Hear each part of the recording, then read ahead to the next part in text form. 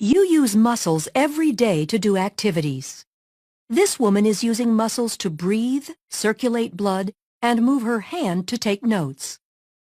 Your cardiac and smooth muscle tissues are involuntary. You do not consciously control their actions. Skeletal muscle works under voluntary control. Skeletal muscles are composed of bundles of muscle fibers. Muscle fibers are long cylindrical cells containing several nuclei. Muscles will contract or relax when they receive signals from the nervous system. A neuromuscular junction is the site of the signal exchange. This is where the synaptic bulb of an axon terminal and muscle fiber connect. Muscle fibers are composed of many myofibrils. A myofibril contains contractile units called sarcomeres. Sarcomeres run adjacent to one another down the length of the myofibril. Each sarcomere consists of alternating thick and thin protein filaments, giving skeletal muscle its striated appearance. The muscle contracts when these filaments slide past each other. The thick filaments are myosin, which are anchored at the center of the sarcomere, called the M line. The thin filaments are composed of the protein actin, which are anchored to the Z lines on the outer edges of the sarcomere.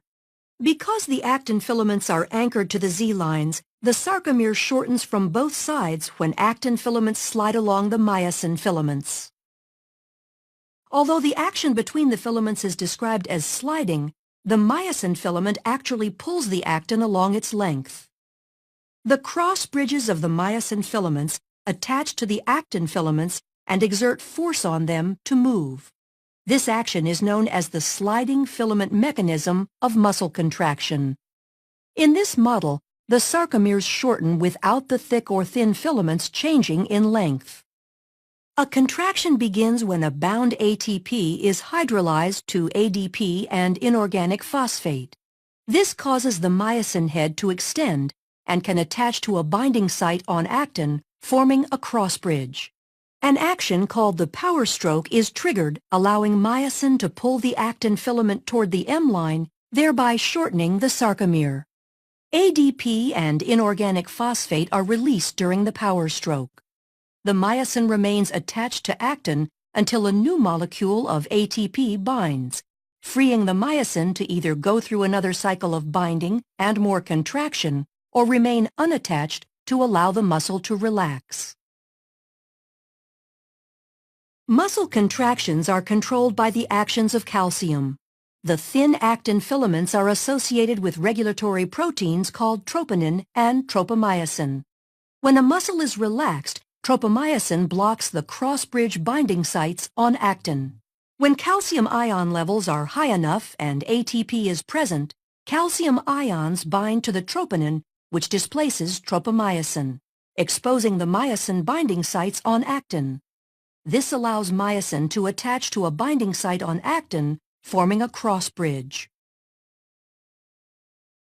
Calcium ions are stored in the sarcoplasmic reticulum and are released in response to signals from the nervous system to contract.